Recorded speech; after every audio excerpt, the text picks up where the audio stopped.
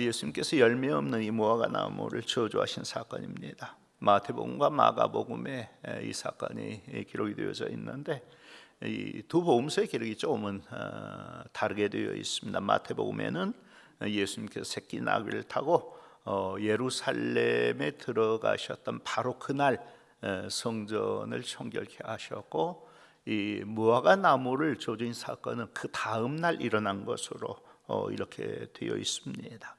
그런데 마가복음에 어떻게 기록되었는가 하면 마가복음 11장 11절 예수께서 예루살렘에 이르러 성전에 들어가서 모든 것을 둘러보시고 때가 이미 저물매 12 제자를 데리고 베다니에 가시니라. 그러니까 두 복음서 모두 예수님께서 새끼 나귀를 타고 예루살렘에 올라가셨다가 예루살렘 성전을 둘러보셨다는 그 사실에 대해서는 똑같이 기록해 놓고 있습니다.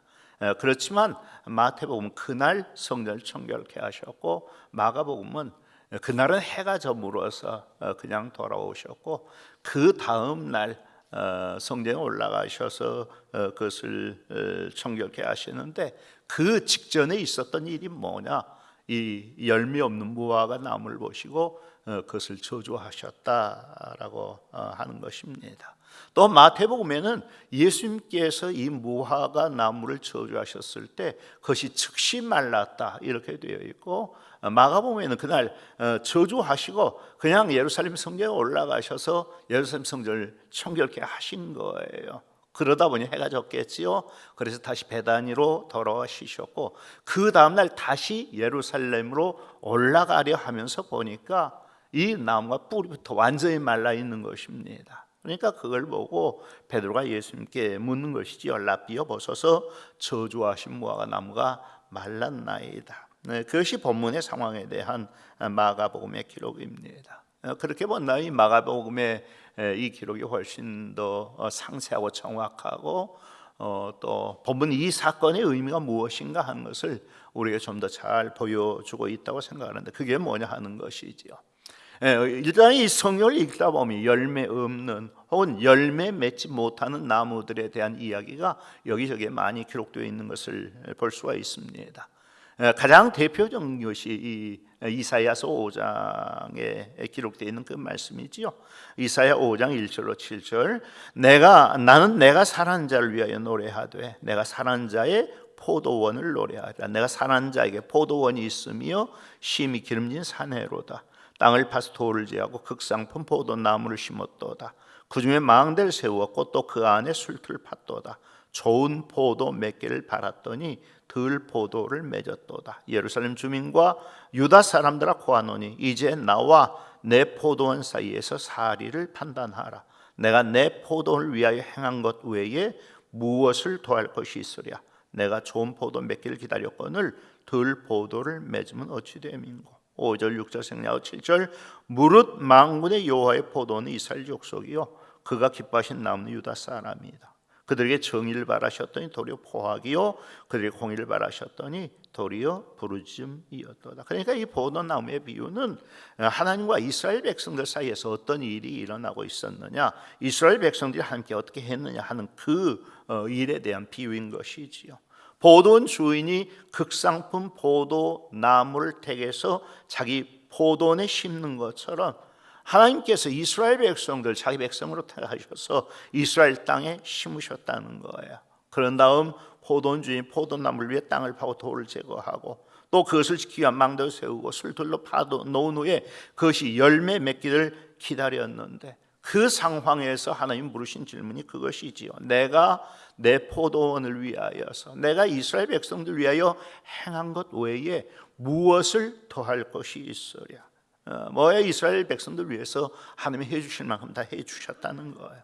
그런데도 이스라엘이 하나님께 대해 맺은 열매가 뭐였느냐? 도저히 먹을 수 없는 들 포도였다는 것입니다. 무릇 만군의 여호와의 포도원은 이스라엘 족속이요 그가 기뻐하신 남은 유다 사람이라. 그들에게 정의라고 하는 열매를 바르셨더니 도리어 포악이었고 그들에게 공의라고 하는 열매를 바르셨더니 도리어 부르짖음이었다.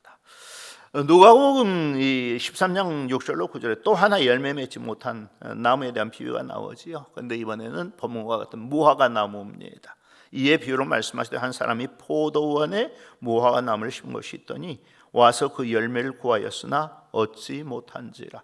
포도원 지기에게 이르되 내가 3년 와서 이 무화과 나무에서 열매를 구하되 얻지 못하니 찍어버리라. 어찌 땅만 버리게 하겠느냐. 대답하여 이르되 주인이여 금년에도 그대로 두소서. 내가 두릅하고 거름을 주리니 이후에 만일 열매가 열면 좋거니와 그렇지 않으면 찍어버리소서 하였다 하시니라. 포도원 주인이 자기 포도원에 무화과 나무를 옮겨다 심었다.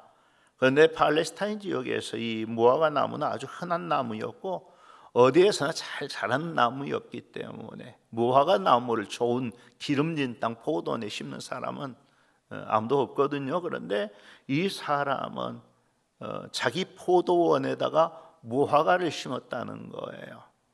왜 포도원에 무화과 나무를 심었을까요? 좀 더 좋은 무화과 열매를 따기 위해서 그렇게 한 이유도 있었겠지만 이 포도원에 포도 열매가 제대로 맺히지 않는 거예요. 좋은 포도 얻기를 원하였지만 덜 포도만 맺혀내고 있는 것입니다.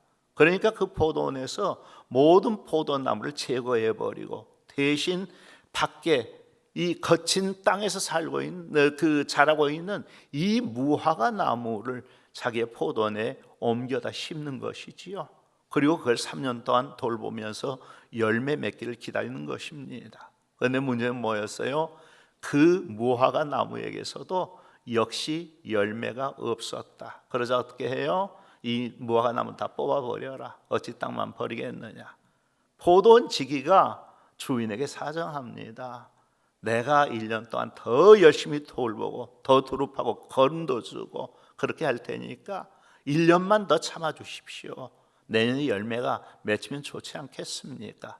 그렇지 않는다면 다 뽑아버리십시오 라고 주인에게 간청했다고 하는 것이죠. 그렇게 해서 주인이 1년을 더 참아주었다라고 하는 것이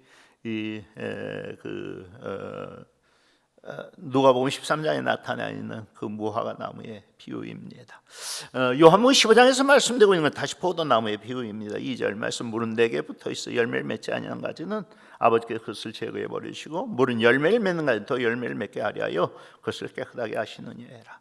열매 맺지 못한 가지는 어떻게 해요? 아버지께서 그것을 제하여 버리세요. 그리고 열매 맺는 가지 더 열매를 많이 맺게 하기 위해서 그것을 깨끗하게 하신다는 것입니다. 마태복음 3장 7절로 10절 세례 요한이 자기에 나온 바리새인과 사두개인들을 향하여 하신 말씀입니다.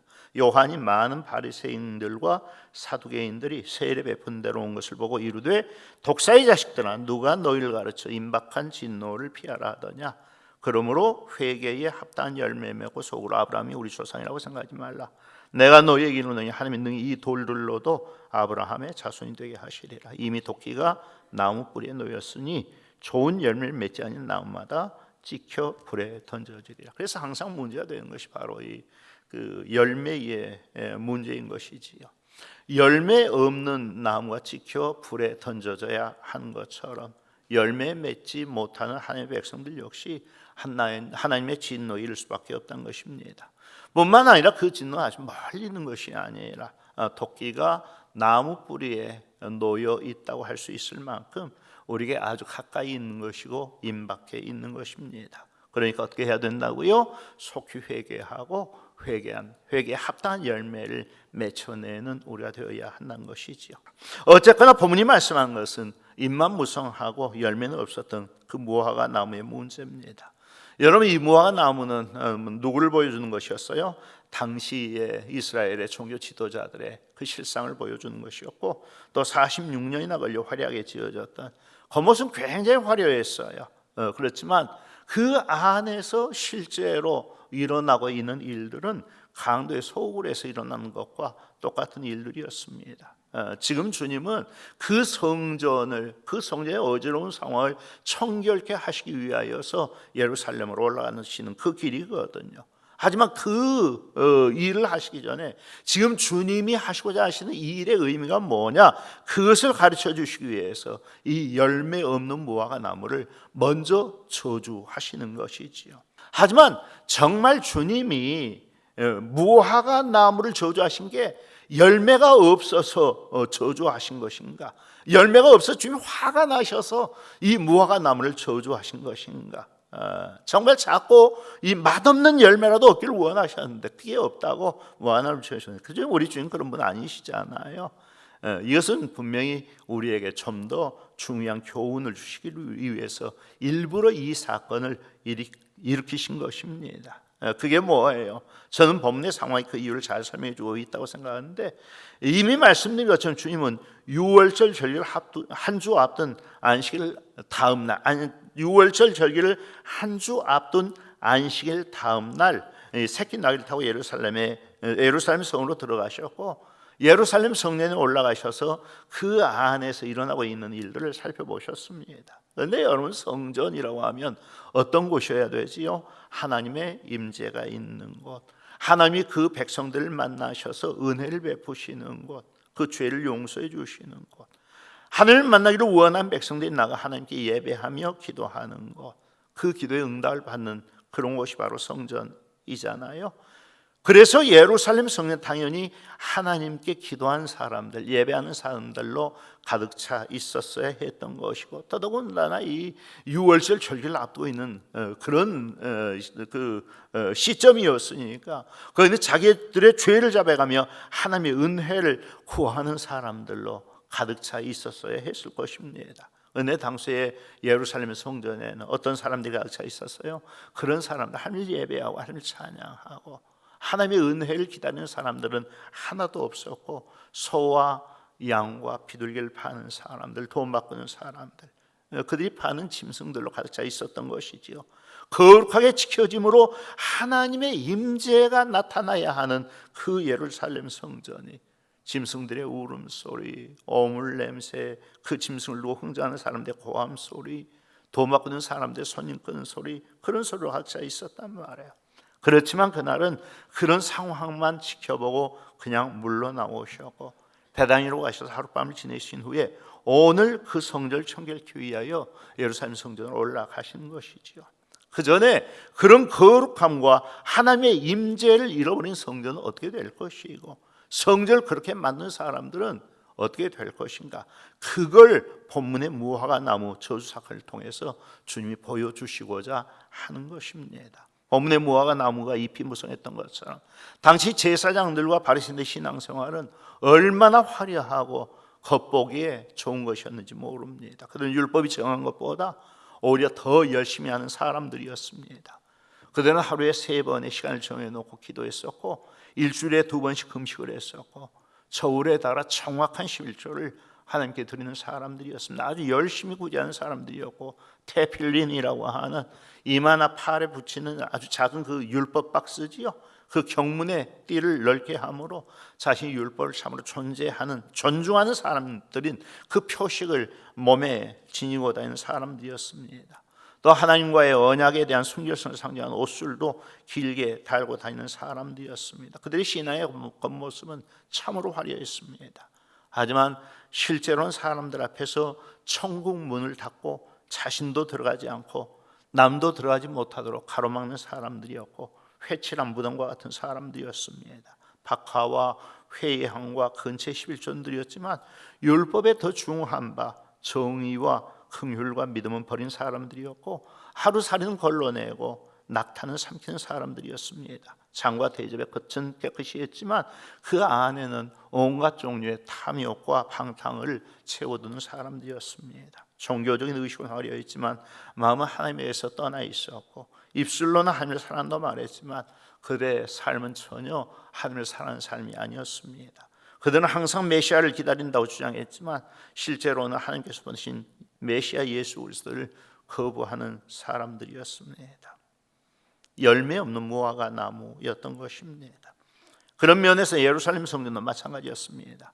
당시 예루살렘 성전은 에돔 족속 출신이요, 헤롯 대왕이 이스라엘 사람들의 환심을 얻기 위해서 자신에 대해만 건설했던 것이 아니라 그 아들의 대까지 이어가며 46년에 걸려서 그 헤롯 왕가가 이스라엘 사람들 위해 건축한 성전이었습니다. 얼마나 화려하고 아름다웠는지 모릅니다. 나중에 제자 보면 제자들이 예수님께 그 성전의 모습을 보여주며 주님 이게 참 멋지지 않습니까? 라고 그렇게 물었잖아요. 그때 주님 뭐라고 대답하셨어요? 네가 이 큰 건물들을 보느냐? 돌 하나도 돌 위에 남지 않고 다 무너뜨리리라 라고 대답하셨지요. 왜 그렇게 대답하셨어요? 하나님이 계시고 영과 진리로 하나님을 예배하는 자들이 가득 채워져 있어야 할 그 성전이 더 이상 하나님을 예배하는 집 혹은 하나님께 기도하는 집이 아니라 탐욕에 사로잡힌 제사장들과 유대 종교자들의 놀이터가 되어 있었고 광도의 소굴이 되어 있었거든요. 결국 열매 없는 겉은 입사하기는 무성했지만 열매 없는 무화과나무와 같은 예루살렘 성전이었습니다. 찍혀 불에 던져질 수밖에 없었던 것이지요. 실제로 그렇게 됐어요. 주 70년 로마 황제 베스파시아는 그의 아들 티투스와 그 군대를 보내서 예루살렘을 완전히 파괴시키도록 명령을 내립니다. 그때의 일을 유대인 역사 요세푸스는 이렇게 기록해 두고 있습니다. 오래전 하나님께서 그 건물 즉 예루살렘 성전에 대해 불태워질 것이라는 판결을 내리셨다. 시간의 순환 속에 운명의 날이 도래했다. 일찍이 바벨론 왕에 의해 성전이 불태워졌던 바로 그날인 라우스달 10일 군인들은 어느 누구도 명령을 기다리지 않은 채 설쳐됐고 그렇게 끔찍한 일을 한다는 두려움에 사로잡히지도 않았다. 그들은 초자연적인 자극에 의해 움직였고 불타오르는 목조 건물로부터 그 군인들 중 한 명이 횃불을 들어올려 불덩이를 금빛 창문 안으로 던져 넣었다. 예루살렘 성전 안으로 던져 넣었다는 거예요. 불길이 타오르자 비극처럼 통렬한 절규가 유대인들로부터 터져 나왔다. 전에 그들이 그렇게 철저히 보호했던 그 대상이 이제 파괴되어 가고 있었다. 성전이 불타고 있는 동안 나위와 지혜에 대한 어떤 동정이나 존중도 결코 보이지 않았다. 아이들과 노인들, 일반 시민들과 제사장들 할 것 없이 모두 함께 대량 학살되었다. 황제는 오직 가장 높은 망대들 바젤, 히피쿠스, 마리암네와 서쪽 성을 둘러싸고 있는 벽돌을 제거하고 전 도시와 성소를 무너뜨리라고 명령했다. 요세푸스의 기록에 의하면 그날 하루 동안에 예루살렘 성의 온 집에 살던 유대인 100만 이상이 학살당했다고 기록해 놓고 있습니다. 그런 다음 그 후로 무려 2000년을 지나면서 이스라엘은 지구상에서 나라 없는 그런 민족이 되고 말았지요. 뿐만 아니라 그렇게 파괴되었던 예루살렘 성전은 통곡의 벽이라고 불리는 이 서쪽 벽 일부만 남겨놓은 채 이스라엘 나라를 회복한 지 벌써 75년이나 됐거든요. 1948년도에 이스라엘이 독립을 했는데 75년 동안 이스라엘 사람이 가장 원한 일이 뭐였느냐? 그 과거에 솔로몬 성전이 세워져 있던 그 자리에 다시 온전한 성전을 건축하는 일이었습니다. 그런데 지금 그 자리에는 아까 사진에서 본 것과 같은 황금 돔 이슬람 모스크가 세워져 있어가지고 거기에 이 예루살렘 성전을 못 세우는 거예요. 왜냐하면 그래서 그 앞에 서서 통곡만 하고 있는, 그래서 통곡의 벽이에요. 왜냐하면 오늘 주님 무화과 나무를 저주하시면서 그렇게 말씀하셨거든요.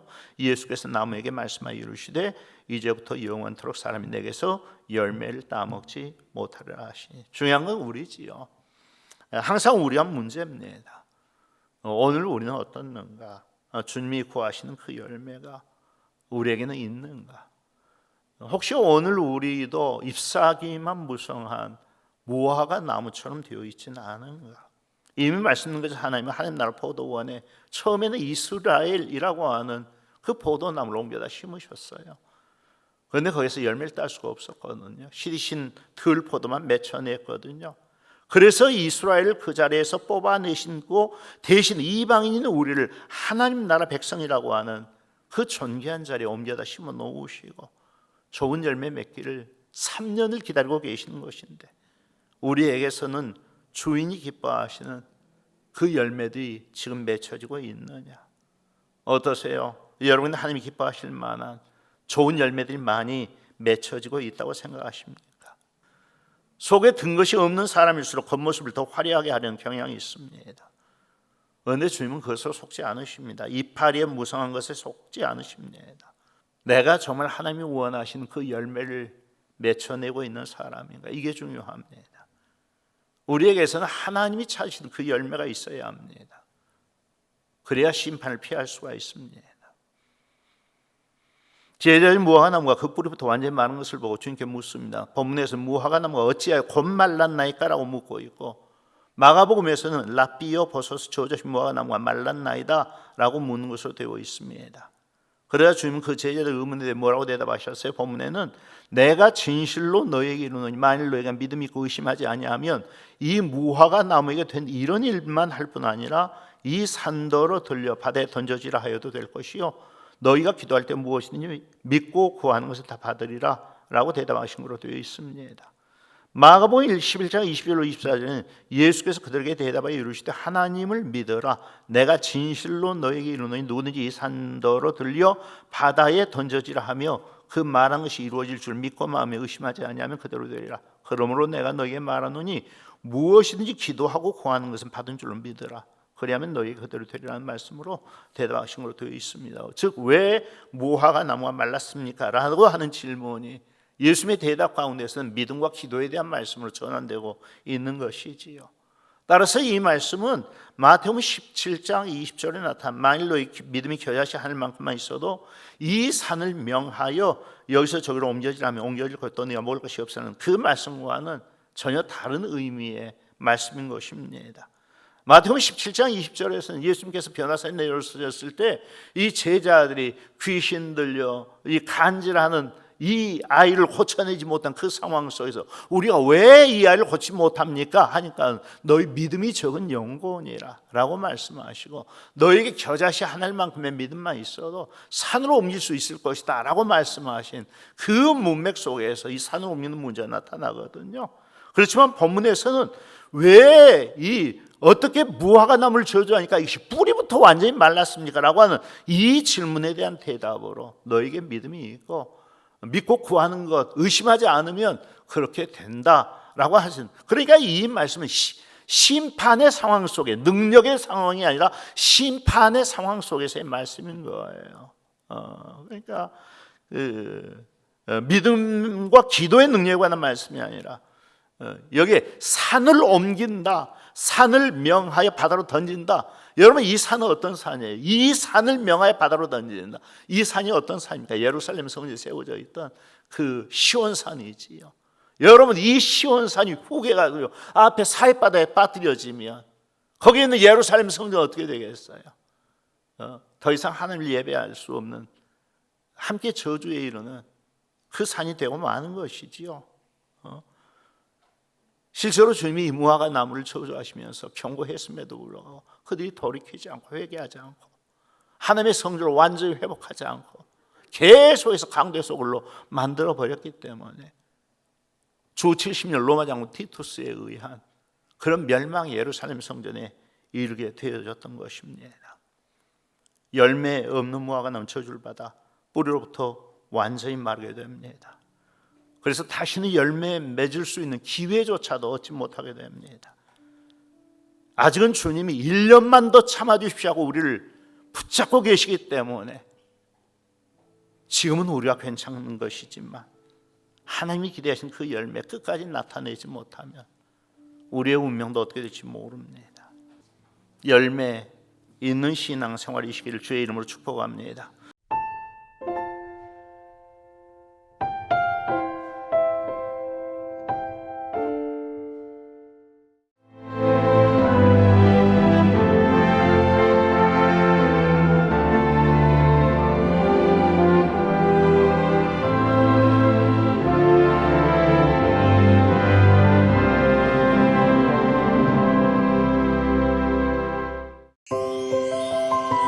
여기 대한민국 사람 누구나 사랑하는 섬이 있습니다. 봄철 찾아가고 싶은 섬을 넘어 꼭 찾아가야만 하는 섬, 천사섬 신안 보랏빛 퍼플섬. 보랏빛 길과 보랏빛 지붕과 보랏빛 향기 가득한 라벤더까지 보라 세상의 모든 보랏빛을 만나시라. 섬 라벤더 축제를 천사섬 신안.